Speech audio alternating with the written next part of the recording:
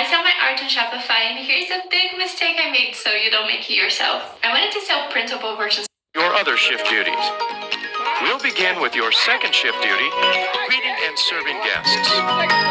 Good evening. Fried enough to eat today? Boy, I'll say. Well, that's great. Would you... Oh my god. This is making my fucking... I'm crying already. I gotta take a long hit. I'm gonna push pause.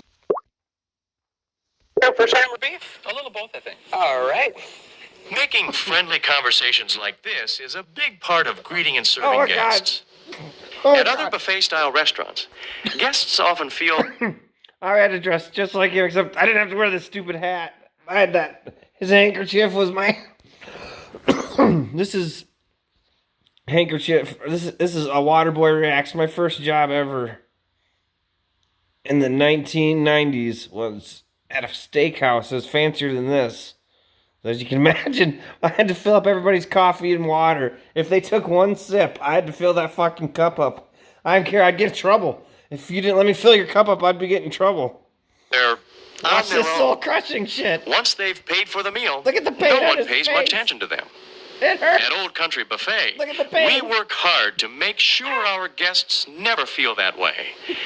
As a carver, you spend a little more time with guests and their team members. Poor bastard. That means you have a great chance to make them feel welcome and appreciated. How's the weather, bitch? By greeting the guest warmly and holding brief conversations as you serve them, you say to our guests, I've been trying to "We're figure out how glad to make you're it here." too pod. Let's take a closer look at greeting guests. Every conversation you hold with guests should begin something like this. Good evening. Or, Hi, how are you? once you've greeted the guest, start a brief conversation. Try asking a question the guest can answer in a sentence or two. You might ask something like this, Is it still hot out there?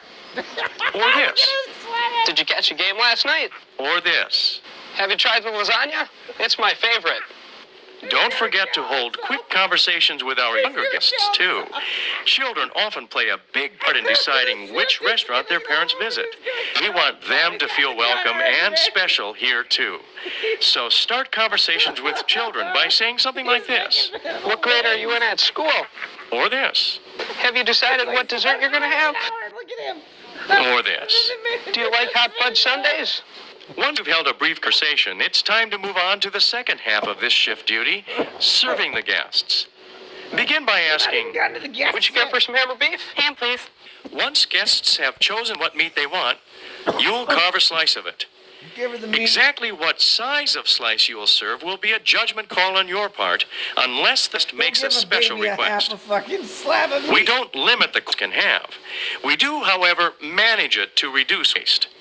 Here are some guidelines for knowing how much meat to serve a Some people guest. don't know how much meat to give a person. When your Don't give guest's them a plate fucking has very steak little and a on it, stick. carve a full If they cut. ask for it. Lay it over the bare portion of the This is plate. not good. Children usually I gotta catch my breath. This is just bringing back a lot of memories. There's some people out there that are so stupid, they don't know how much meat to give a person. They have to make a video. I had to watch all these videos, and it sounds so stupid, but when the pressure's on and you're young, it's prefer smaller portions. That's a good thing to Carve have them a this video. smaller cut. Place it on an open section of the plate. don't stand on top of the jello. If your guest's plate looks like this, People get pissed. quarter if you put cut their or meat a on the half Jell-O. cut That'd be of the too meat the people. guest requests. Sometimes guests will tell you exactly what size of cut or number of pieces they You want. can't listen to these fat fucks. Other guests will ask you to carve a slice thicker than our usual dime You can't width. listen to these fat fucks. These guests all feel they're getting You're more kidding. when getting a thicker cut. Look at her, Actually, look at her. the She's thin like, cut "Give me more." enters them a tender Nah, piece bitch, of you gotta meat, give her which more, is why she'll we get mad. carve dime thicknesses. Not when you give her whatever she If a wants. guest asks you, I'd like a half-inch slice of that roast beef, please. say something like this. I'd be glad to carve you that. Thinner slices are more tender, though. Would that be all right? You can always come back up for more. Okay. Of course, No, I'm if the sorry, guest lady. insists on a thicker slice, Yes. honor the request. You gotta slice it. You gotta tell them this. If you slice it thin, there's no place left for the flavor to hide. Then lick your mustache. No No matter what the topic of your conversation has been, or what size slice you've served, do that, just to you be will clear, you end can't each do guest that. contact with the same phrase. How's that for you? That's And fine. you can't Thanks. say the same thing to Asking, everybody in how's a row. that, You gotta makes mix it sure up. guests are happy with the slice they received. You gotta mix it up. If you say the same thing every time, people get really upset. If they're not, or if they also want a slice of a different meat, you can correct the situation promptly. Guests will sometimes ask you questions about the food we serve and how we prepare it. To be ready for these We've got questions, the microwave. make the most of opportunities. Everything you eat in a restaurant came out of the microwave, or maybe a grill if you're lucky. But just a hamburger. It's like everything else, even probably that ham, that roast beef, they might have thrown it in the oven, but it came pre-cooked. They just warmed it up. Opportunities to learn about our menu items. If you are asked a question you can't answer, Don't find someone just who can guess. answer it. The nearest manager is usually a good place to start. Your third shift duty is maintaining the carving station. As you carve and serve meats, your station quickly loses the cleanliness and appeal it had when the restaurant opened. Throughout your shift, you'll complete routine cleaning and maintenance tasks to return your station to its original appearance.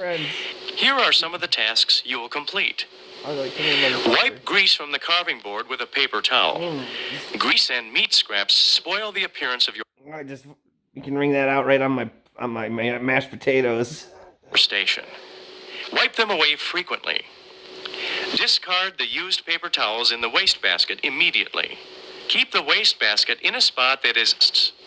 Then, wipe the carving board, front board, and stainless steel surfaces with a clean, sanitized towel. In between groups of guests, to wipe your carving knives and chef's forks with your clean, sanitized towel. Keep an eye on the walls, mirrors, sneeze guards, and floors around your station to make sure they stay clean. If they aren't, use the time between guests to clean them. Floor spills immediately by guarding the area personally or putting up a wet floor sign That's until a the good spill sign. can be cleaned up. Damp mopping the area with hot, soapy water, and leaving the wet floor sign in place until the area is completely dry.